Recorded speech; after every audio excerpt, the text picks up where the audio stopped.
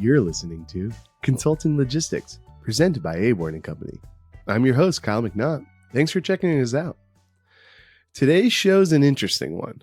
First off, I want to apologize if I sound a little off. I actually have been sick earlier this week and still got a little bit of cough left in my throat, which is actually right now wanting to come out. There we go.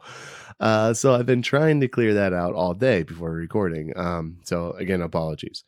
For today's topic, I'm going to bring on my colleague, Chris Peckham. Chris is the director of ops here at Aborn, and he's been an amazing resource for me, learning all about transportation, supply chain, logistics, all that fun stuff. And one of the things he's always done is keep me up to date on what's happening worldwide that can impact freight. I'm not the only person that goes to Chris for information. In fact, it's one of the nicest things about working with Aborn. You have this amazing resource that loves to look at market trends and make sure you as a shipper are ready for any questions you could get internally. Now, don't get me wrong. It's not about predicting what could happen. It's about communicating your plans if something was to happen. And one of my goals for this podcast has always been to provide shippers with resources in a short form somewhat. So for today's show, we're going to kind of look at what's on the radar for 2020. And so here you go. Here's my conversation with Chris on some potential issues that could affect transportation in 2020 and what you as a shipper need to communicate to your people.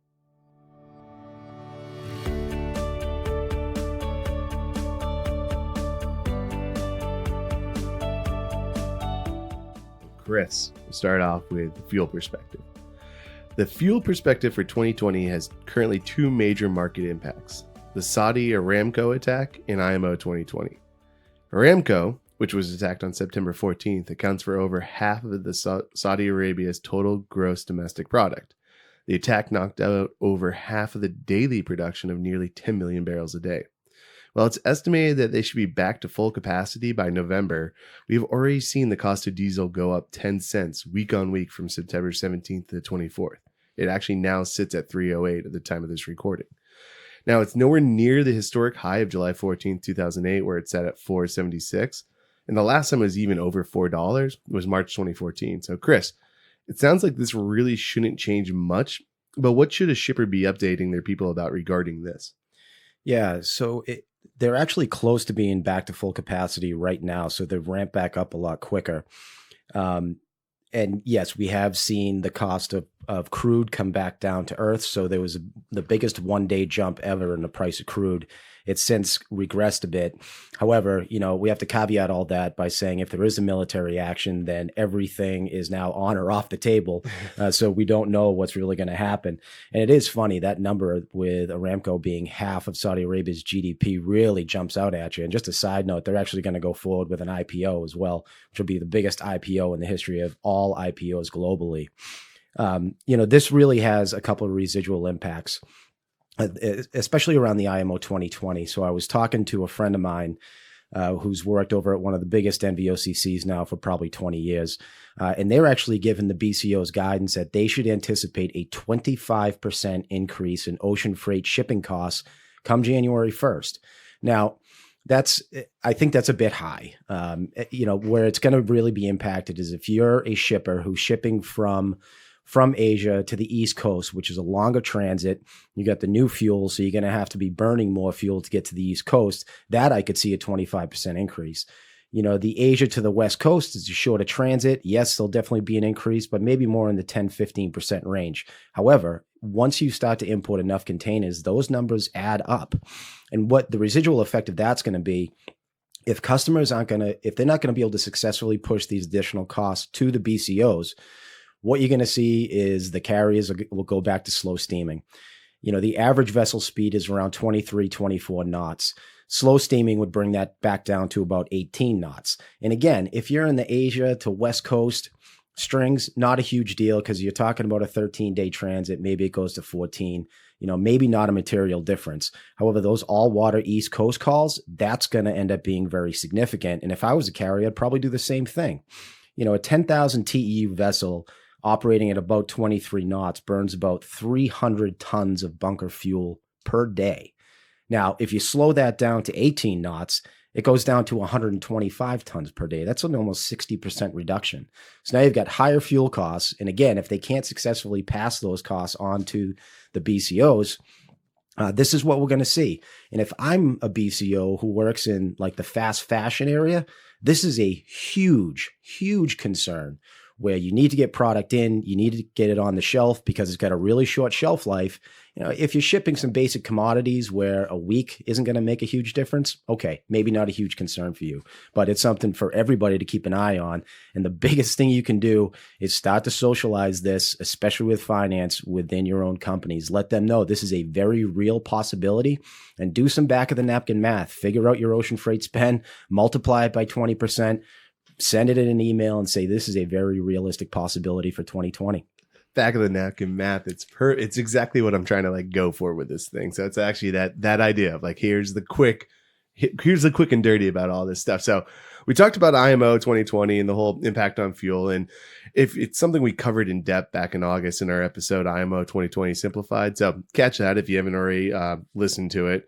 But just the extremely short version of this is refiners will adjust production to accommodate low sulfur fuels versus the high sulfur fuels. This potentially results in the following: a higher on-highway diesel cost for LTL, truckload, or intermodal. If those costs increase significantly enough for a long period of time, carriers will exit the market. Now, the big thing to really think about, and this is where we're going to kind of focus this conversation, is 91% of truckload carriers operate at 6 or less trucks. So they're not buying fuel at rack or wholesale rates. They're buying it at the pump. So if costs cannot be pushed on the customer, they may not be able to continue operating. And this all ties to the capacity outlooks, which is the next area I really want to spend some time on. Can you talk to me a little bit on how capacity looks right now? Yeah, so there's an interesting dynamic in the transportation space where on the truckload side, capacity remains loose. Now, we have to say that we're lapping a record year. However, spot rates are not recovering as we in the industry thought that they would. So capacity is remaining loose. And the truckload space is eerily similar to the ocean freight space in that, as capacity is really soft, there's typically not a lot of carrier discipline, and that they will continue to cut rates just to gather up market share. Now, what I see, especially in the ocean freight space, is a little bit more discipline. And you see that through some of the alliances that are forming now. So there's going to be a little bit more pricing discipline. And they're also doing what they can to control the supply. Truckload, I think, will trail that, but I think they're going to be the last ones to actually really be focused from a pricing discipline standpoint. Conversely, the LTL guys are doing a great job of really focusing on their ORs, and we're seeing consistent 3 to 5 to 7% price increases being accepted by customers on an annual basis. So it's just a strange dynamic where on the truckload side, we see very loose capacity, but again, you've got I think it's 100,000 carriers that really don't even make a dent in the total market share, where on the LTL side, the top 25 LTL carriers have 90% of the market share. So on the truckload side, again, not a lot of discipline. Pricing continues to drop or at least stay flat. LTL guys doing a very good job of getting annual increases. Now, there's a couple of things on the horizon that are going to come up, and I kind of want to talk about some of those potential issues that could complicate things for kind of everything, especially nationally and kind of the US based. So I want to talk about the AOBRD's transition to ELDs on December 15th, the possible hair follicle test that's kind of being talked about, and then finally the AB5 legislation, which is really kind of ramping up. But let's start with a transition from AOBRDs to ELDs. That's a fun one to say. AOBRDs are automatic onboard recording devices were grandfathered in under the electronic logging device mandate, but that timeline's coming up. So on December 15th, 2019, carriers using those devices are expected to move to the ELDs. Now, I'm kind of confused on why this matters. I mean, if the truckers are already logging their hours of service, how can this actually affect capacity? Yeah, so the key takeaway from that is with your AOBRDs, that kicks in once a truck hits about 15 miles an hour, right? ELDs kick in at 5 miles an hour. And I know this is going to sound really simplified, but think about a trucker who's just getting going. He's going to roll to a stop and just go get some breakfast, right? Previously, that's not going to count as drivable hours. However, with the ELDs, that will. Now, you take all the truckers that are out there moving freight, you take a scenario like that or any type of similar scenario, you gather all that stuff up. One trucker doesn't move the needle, but a couple 100,000 truckers does. That could, the estimates on what it could do to capacity is a reduction of maybe 1%, which doesn't sound like very much. However, when you think about all the macroeconomic stuff that's happening, whether it's the Saudi Arabia stuff, whether it's the tariff issues with China, whether it's a slowing of the global economy, and when we get to AB5, that'll contribute to it as well. This could have an impact on capacity. So before we get to AB5, let's talk about another kind of little thing that you're not thinking of. And like when you really break it down, you're like, oh yeah, that does make sense of why it should happen. But hair follicle testing, it's something that's been around for a decent amount of time. But there's currently legislation that could pass that requires all hair follicle tests to be reported to the Department of Transportation. Really killing it on that one. Right now, the DOT only mandates that all companies use a urine sample test prior to hiring a driver. Now, after tragedies like the accident that happened in New Hampshire back in June, where a truck driver who was on drugs killed 7 motorcyclists when he crossed a double yellow line on the highway, it's hard to argue against having this test reported. But what will this mean to driver shortage, especially when it was reported back in 2017 in a study from the Governor Highway Safety Association that 22% of drivers tested positive for some drug or medication across the board? Yeah, this one could be a really big one. So in today's world, the DOT mandates that all companies use a urine sample drug test prior to hiring a driver. Now, a small percentage of companies use the hair follicle testing. So those companies that do the hair follicle testing, they can deny employment based on the results of the hair follicle test, but it's not reportable to the DOT. So if this legislation is passed to mandate this, there will definitely be an impact on driver availability. And to further complicate things, one of the topics, especially here in Massachusetts and just about everywhere, is the legalization of some recreational drugs. So how do you, if something's legal, but maybe it won't be acceptable for a driver, it just could get very, very interesting and not in a great way in how it relates to capacity. So it's more for like a shipper. They should kind of just be thinking like, hey, when all of a sudden, like, why am I not getting pickup? It's like there are capacity issues that could be occurring. Yeah. And there's no one silver bullet out there that's going to just swing capacity significantly one way or another. There's definitely things that will move it. But when you start to add up all these different things that we're talking about, it could be a significant shift in capacity. So those were kind of like the little possible things. But this new thing that kind of just came out, I think is going to be huge, and especially from what we're hearing a lot of people talking about it. And it's the Employees and Independent Contractors Bill, or the Assembly Bill 5, AB 5 in California. That passed the state Senate on September 10th. And the intent of this bill is to protect workers in this new gig economy we are living in by eliminating the classification of workers as independent contractors. So a trucker who has built his own business as an owner-operator will basically have to join a corporation. If they don't want to do this, they may just exit the industry. Now, while it's hard to predict what will end up of capacity with industry impacts like these occurring, what should a shipper be communicating to their people? Yeah, this one's a real tough one. What it does is just reclassifies, as you said, it reclassifies independent contractors. And this came to fruition around Uber and Lyft drivers. So I understand the intent of the legislation, but I think there's a little bit of short-sightedness in how it was worded. So it would have been more appropriate to carve out a provision specifically for truck drivers. So exactly as you laid it out, if I'm an independent contractor and I'm used to getting, opportunities to pull loads from company A, and now company A can no longer issue those loads to me, do I just incorporate myself? Do I have to join a corporation? Or do I say, you know what, this isn't even worth it. I'm going to leave California, maybe go somewhere else, or maybe just exit the industry altogether. So congestion on West Coast ports today, it's renowned. The ILWU contract is coming up in 2022. There's already bickering about automation, which is not anything new. It's been going on for years. So you take that, and then you take possibly tens of thousands of truckers now not moving freight in California, and this could get real ugly. This could go back to 2014 when we saw all those service disruptions on the West Coast, and this could be amplified significantly. So real quick for maybe some of the newer people into this whole industry and stuff, what happened in 2014? What was that? Yeah, especially for me, not just, I don't know why I'm saying other people. Tell me. I have no idea what happened in 2014. Sure. So if we go back in time, the ILW is the International Longshoremen Warehouse Workers.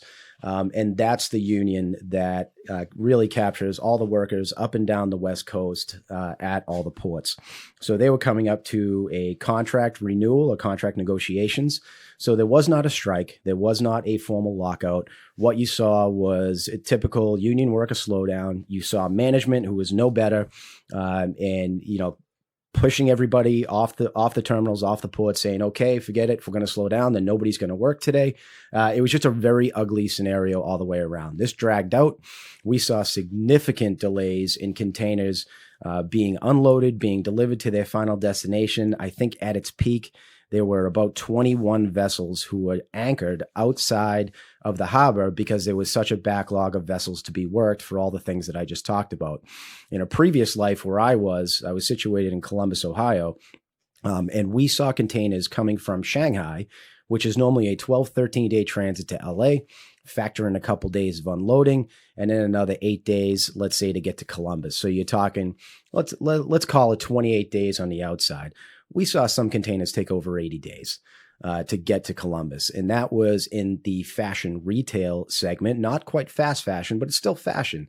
And we felt that pain. And part of my responsibility was to talk to all the presidents of all the divisions and inform them on exactly what's happening, what our outlook was, and when we thought this was all going to be resolved. And unfortunately, it took a lot longer than everybody had hoped. Oh, geez. Yeah. That sounds ridiculous. It sounds insane. It sounds, how can you even do business? And compounding that, there's kind of this last impact that's sort of looming, which is all the potential trade barriers that could arise in 2020. So let's talk a little bit about kind of the big one that's starting to finally finish up or start up. I don't know how we say it, but Brexit. Brexit could be affecting trade for years to come. And the fact that the EU is 54% of imports to the United Kingdom and 51% of the UK's exports are to the EU alone shows how complicated an exit will be. But let's talk about border friction that could potentially result from Brexit. How will cost and transit time be affected once Brexit's official? Yeah, in its simplest terms, if, once the UK does exit the European Union, you'll just see a slowdown in transit time, right? So border crossing is not going to be quite as expeditious. You'll definitely see an increase in costs. So there'll be new tariffs, even if they go back to the most favored nation tariff schedule, that's going to be an increase from where we see them today. In the UK, one of their main exports, although not the biggest, are things that have a short shelf life, such as food. They're also importing that on the inbound side as well. All these things, and the big takeaway here is this is not going to be resolved quickly. Even if Brexit happened and was official tomorrow, this is going to drag out for a decade. And I say that, and I'm not really overindulging. There was some previous legislation that Canada was setting up in terms of trade with, I want to say it was Belgium. That still has not been resolved. It's been ongoing for 10 years. So, bit by bit, that stuff has been approved, but still the full-blown legislation is still being discussed. So if we think anything, if the UK thinks anything is going to be easy in negotiating with the EU, and the EU is just going to say, sure, no problem, we'll keep the same terms and you don't have to contribute to anything, that's just not going to happen. So basically, we're going to just see cost increase for all this stuff because when it's hard, that's one of the ways you go at it, right? Sure. So let's talk about some of those other increases we're seeing in global trade. The next round of tariffs with China is slated to begin on December 1st. There's the trade tension with Japan and South Korea. And finally, there's the agreement that was reached with the U.S. and the Universal Postal Union. That agreement will allow the U.S. to start imposing self-declared rates starting July 2020. This will likely cause countries to increase the cost of imports to the U.S. on top of the trade tariffs already in place. So what potential cost impacts could occur for a shipper with this much uncertainty in the global trade? Yeah, if I am a shipper or an importer, then I'm budgeting up, plain and simple. The good news is it feels like some of the tension with China is starting to ease. China has made a soft agreement to start importing U.S. pork again, which is just a good faith type thing. They both agreed to delay some of the tariffs. So it feels like there's some traction there, and hopefully that'll continue and cooler heads will kind of prevail here. The agreement with the Universal Postal Union, there's an awful lot of information around there, around this. And you really have to claw away at it to truly understand it. And I'm certainly not an expert in it, but, for all intents and purposes, the U.S. has been part of this for decades. I want to say it goes back to the 50s. And the U.S. is really subsidizing some of the rates in this postal union agreement for developing nations. And China is still considered a developing nation. So they being China, were able to ship product, and we're talking very, very small parcel product, at a highly discounted rate, which means like when you and I go on to eBay and we order something that might cost, $5 with shipping and handling included, that might cost us $8 if we went to Target to get it. There's going to be a sort of leveling of the playing field there. So if we are going to continue to buy those types of products from overseas, we'll definitely see an increase in cost. And at the end of the day, it'll generate more revenue, or at least limit the losses for the U.S. Postal Service, because we won't be contributing as much in terms of subsidization. But yeah, I mean, again, it's just another cost increase potentially that we're looking at. All right. So, I mean, essentially the big takeaway for you, for just if as a shipper, what you probably should communicate with your people, and especially right now as budget season's kind of starting to wrap up for everyone, is just budget up. 2020, there's a lot of uncertainty in the marketplace. There's a lot of things that if you're not kind of budgeting up for, you're going to have to answer, hey, why is this happening? Why is this the answer? And same thing with capacity. I mean, there's plenty of normal seasonal capacity issues that you're always going to run into, but there are these potential issues out there that you just got to kind of keep your ear up, perk up when you hear it. Things could happen. Yeah, absolutely. The best thing that you can do is communicate.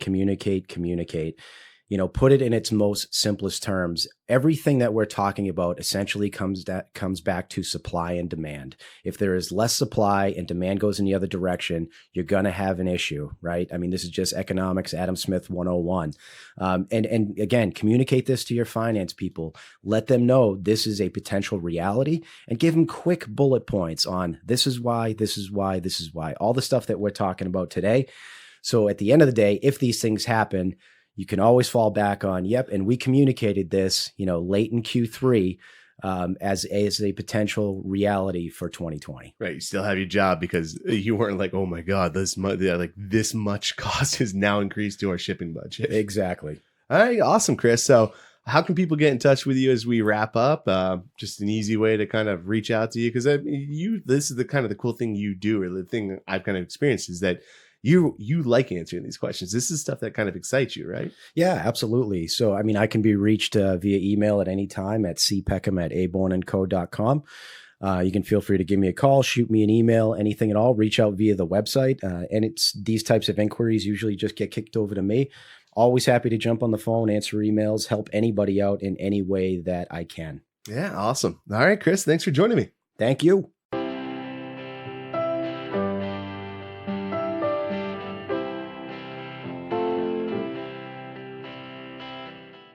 And that's our show.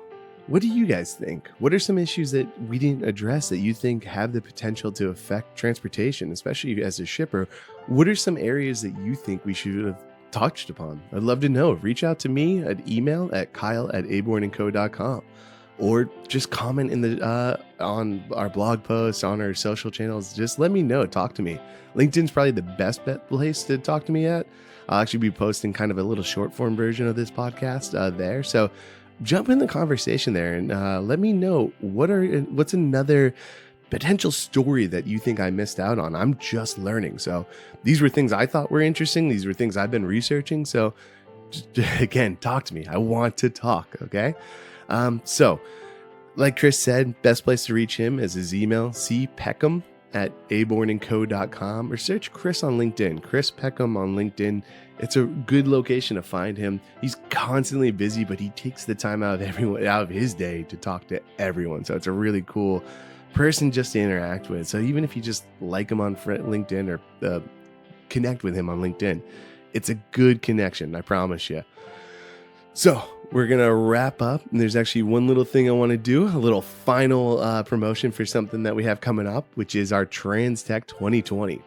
If you'd like to join us for TransTech 2020 on Thursday, October 10th from noon to 5, visit abornandco.com/TransTech 2020. That's the number 2020. So do that twice. It's going to be a collection of curious-minded transportation professionals collaborating on industry challenges. We're going to have free food and drinks as we brainstorm some of the most common hurdles when it comes to transportation operations within the supply chain. I can say that pretty easy. No slide decks, sales pitches, or vendors, just conversations.